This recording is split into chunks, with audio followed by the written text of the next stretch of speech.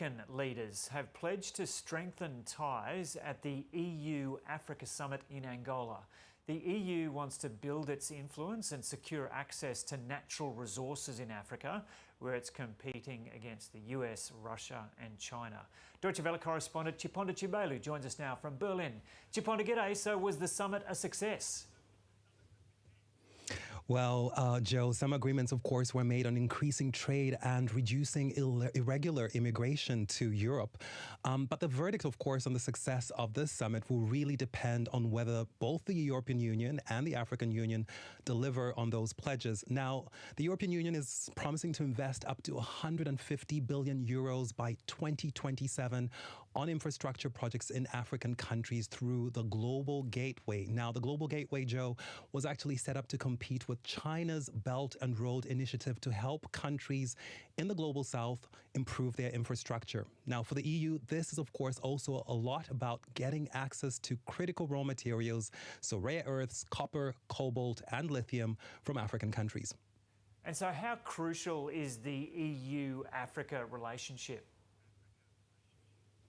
Joe, the EU is Africa's top trading partner. A third of the continent's exports come to Europe.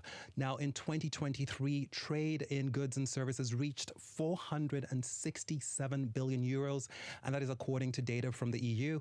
And of course, Europe is the leading source of foreign direct investment to Africa. Now, Europe has an interest in Africa's economic and political stability because, of course, the impact of many crises there can be felt here in Europe, especially through migration, which is a polarizing topic. And that's why we also heard European Commission President Ursula von der Leyen say that Europe's and Africa's prosperity are connected. That is, of course, because political stability in Africa and, of course, economic progress would help reduce the number of irregular immigrants to Europe.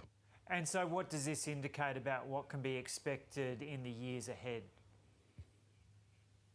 Well, a lot is riding on whether the EU does deliver on its promises and, of course, what other countries as well, like the United States, China, Turkey, or even the Gulf states are doing on the African continent. Now, the EU is, of course, trying to emphasize that its projects there are greener and protect human rights.